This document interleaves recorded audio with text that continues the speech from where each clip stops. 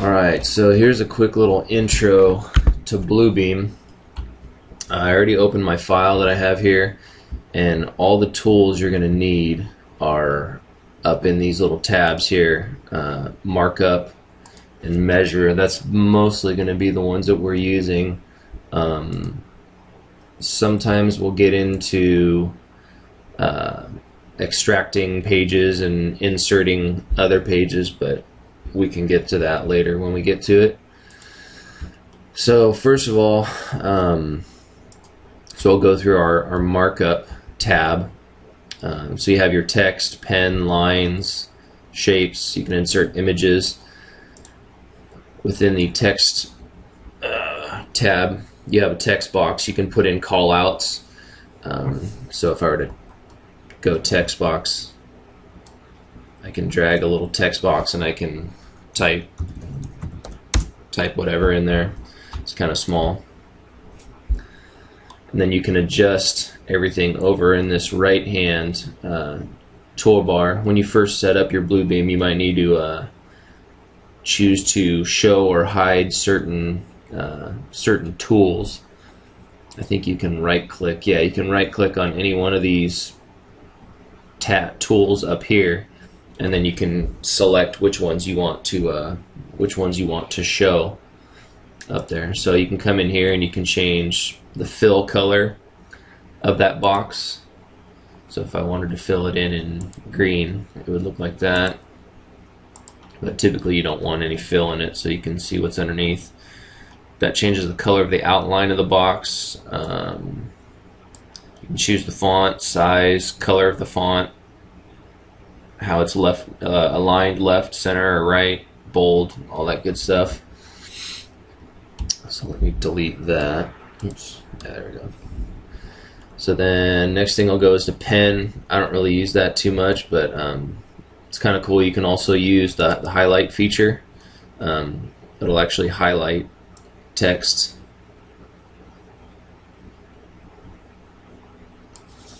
That wasn't really what I wanted to do, but you get the idea. So some of our PDFs that we have, you can highlight them with the highlight feature there.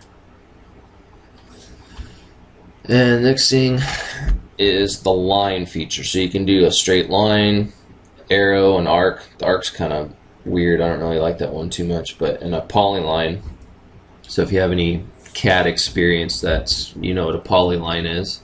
But basically, if I were to do a line, you can click here, one, click another one, and then it just gives you a line.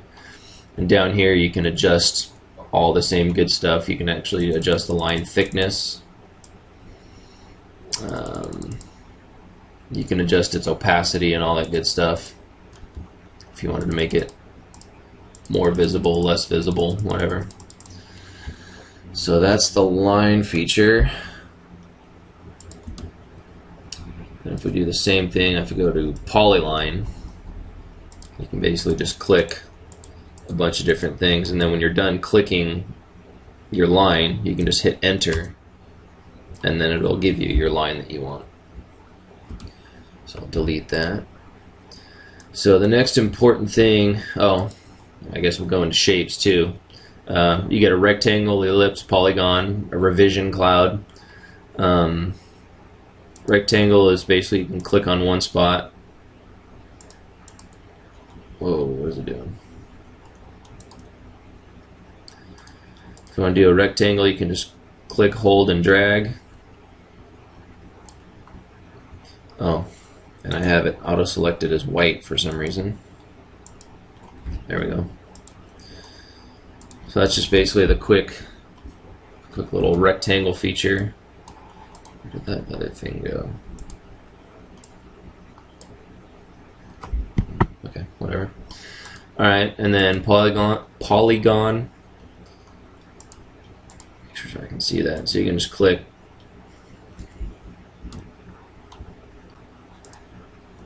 Sometimes if you click and drag too quick, it doesn't like it. So I can just click any random shape, and then if you want to, kind of a little trick, instead of trying to come back in here and really get to where it goes back to, you can just click enter and it'll go back to where you started. So that's the shapes. The biggest thing with doing any of these, working with any of the plans, is you want to make sure you have the right scale for everything. So let me actually go to, so you have your measure tool, you have calibrate tool, which you can set the scale, and then you have linear measurements where you can do the perimeter of things, you can do the length. There's also an area feature, a volume feature. That one's a little bit trickier because you have to input a depth. It's basically the area function, then it's got a depth in there.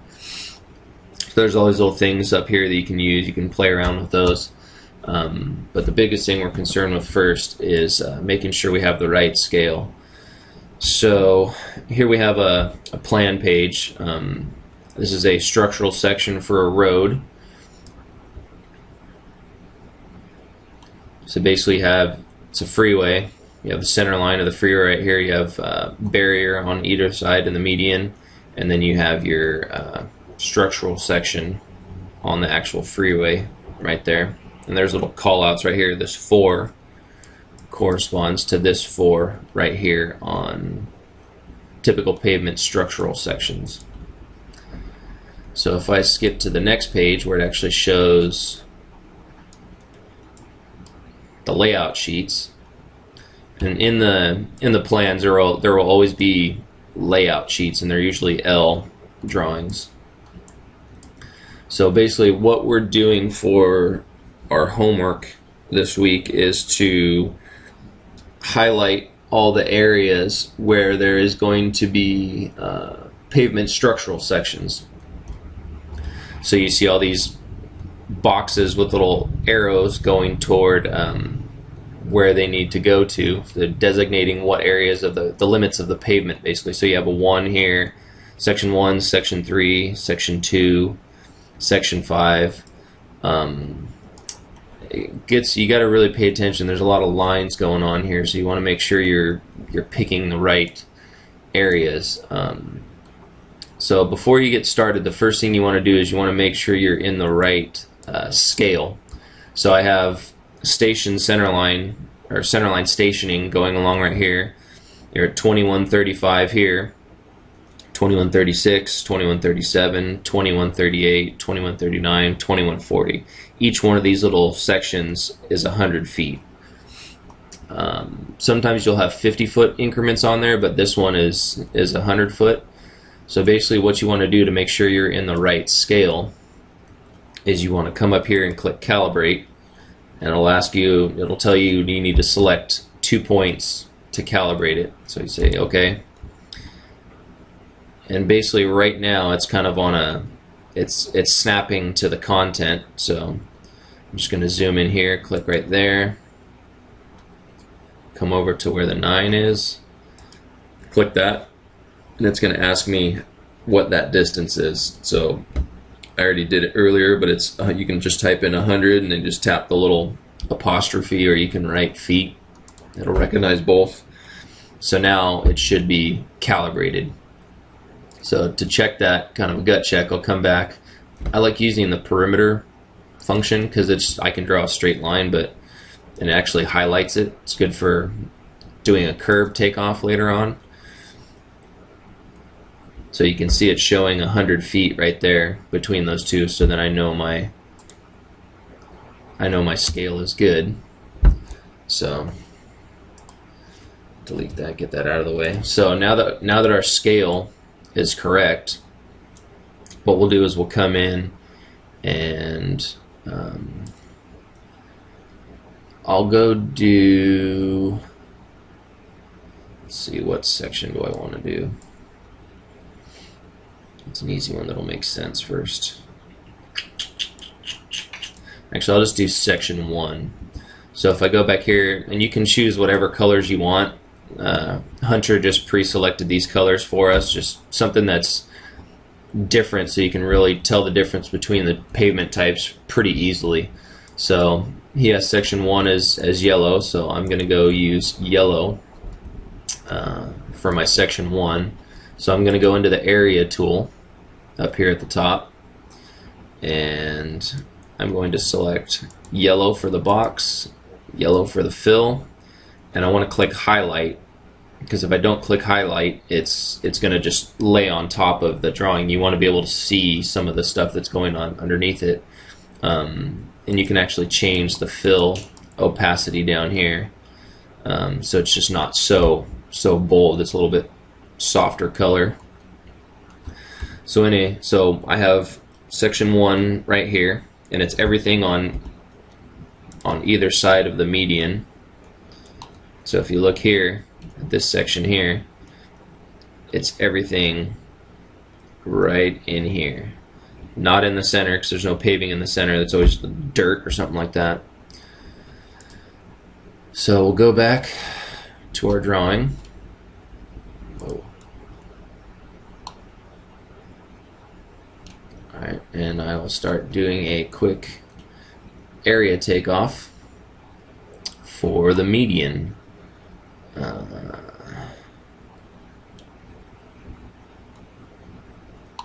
I'm going to start down here because I can see where that starts. So I'll just come in and click in here. See, if you're looking, the yellow line's supposed to come to this solid line right here. So I'll just come down and click that. And it looks like this portion is fairly straight, but I'm just going to click a couple intermediate points along the way. Now we started to get into a curve.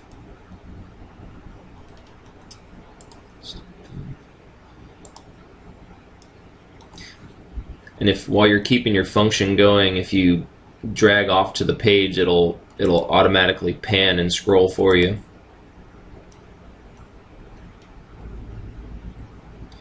So this section goes to right here. And sometimes the snap to content feature kind of screws you up a little bit. It wants to snap to something you don't want it to snap to. Down on the right hand side down here, you can tell it to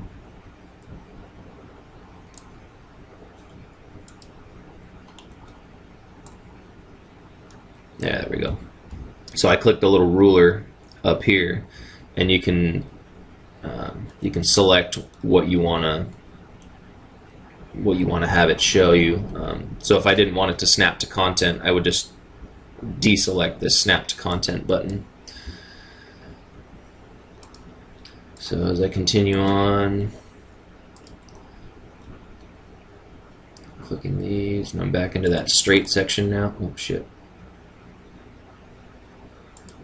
Alright, so there you see it highlighted, that area right there. And once you've clicked your area, you could also go in and change it too. So if you forget to change the colors or something like that, if you want to go in and change it later, you can come back into this little settings tab in the tools.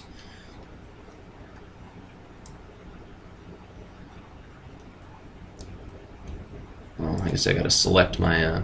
So you select your area or line or whatever you want to do. Come into the settings tab, and I can come over here, and like I was talking about with the opacity, you can make it super bold or make it a little bit lighter. Change the line widths so it stands out a little bit bolder. Like I said, change the colors. That changed the color of the outline. I could change that to blue if I wanted. And what I was meaning about the highlight earlier, if I were to just deselect the highlight, ramp up my fill, it just makes a big block over it and covers it up. Sometimes you want to be able to see what's underneath, so you always want to select the highlight function. So that's a quick little rundown on what we're doing for our homework as far as the area. Just you want to make sure that you're paying attention to where the lines are actually pointing to. So like if you look right here between 2 and 3, 3 is this little green area right here, and then 2 is the area just below that, so the limits of the 2. I'll just do a quick little highlight on that. I'll make that, I think it was blue.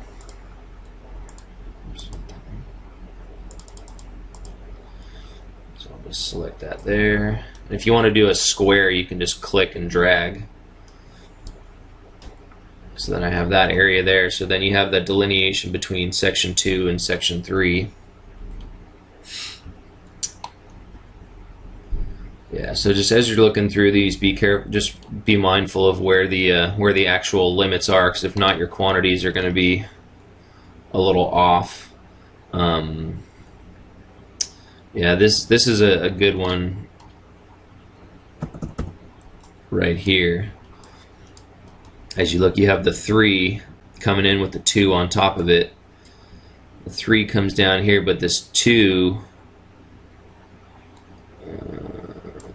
Yeah, this 3 actually comes in here and it follows this line and goes all the way down along here. If you look, see there's another 3 box that has this little tiny sliver. I think it's just asphalt paving. This little tiny sliver here. Then you got this little section of 5 right over in here. And there's actually this little, delete that real quick. But there's actually this little break line right here. So you got to be careful on knowing where your limits are. Sometimes they'll have another little arrow that'll come out and tell you that this is the break line between 5 and the section 2 that's right here.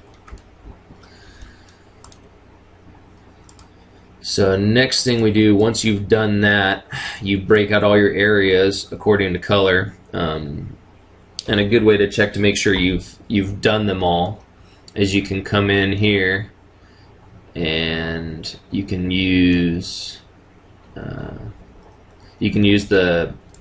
markup, actually, yeah, note. So you can come into note, and there's all these different little types of note marks you can make. You can use a click select check mark, red, so I can come in and be like section 2, boom, did that one. And then section, gotta click it again. And then you can actually annotate and make little notes if you want. So later on, if you were to click it, it would bring up what those notes are. Double click on it. So then I know that, hey, I've done section 2 and section 3 right here. So it's just a little trick to help you know that you've selected everything so you don't miss anything. So go ahead and do this for every page, pages 2 through 5. The first page just shows you what the sections are and the thickness and all that. So what you're going to do is do a takeoff of all of the different sections on each page. You go through, and some of them have only like 2 or 3 sections, some of them have all 5. But you're going to go ahead and do an area takeoff on all of those. And then once you're done doing all of that, Hunter sent us a spreadsheet, an email with the spreadsheet and those drawings in them, and you can actually come in and input your information here. So this is section 1, section 2, 3, 4, 5. So if I come back to my blue beam, I would add up all of my sections. So just for instance, say if this was the only section 1 in here, I have 10,528 square feet. So I'd come into sheet 1, section 1, 10,528. So that would be my area for those. So you want to go ahead and input all of your areas for those, and then it'll give you all your totals. And then, let's see,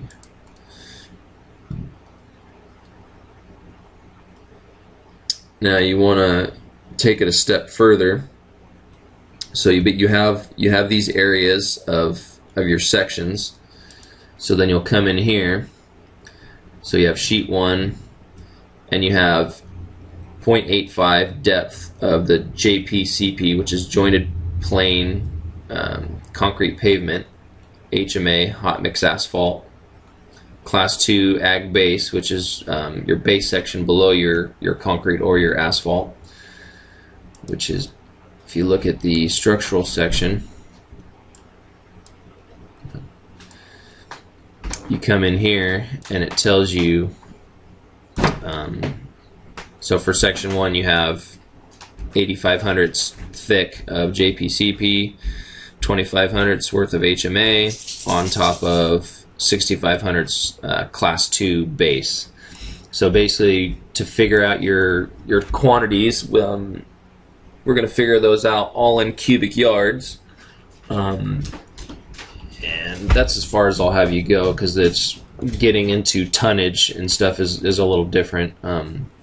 But so you'll have these depths here. So basically, when you go into your spreadsheet, you have, looks like that already populated. Let me just type in 4,500. Oh, so it automatically does it. Cool, never mind. So basically what it's doing is it's taking that for this section 1 here of the JPCP at 8,500 thick.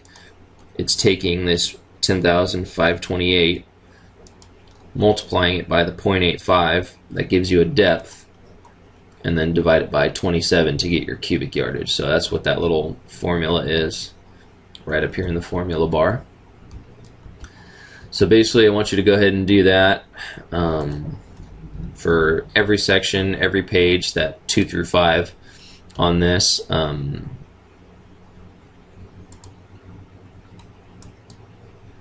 Yeah, so you're just using the area function.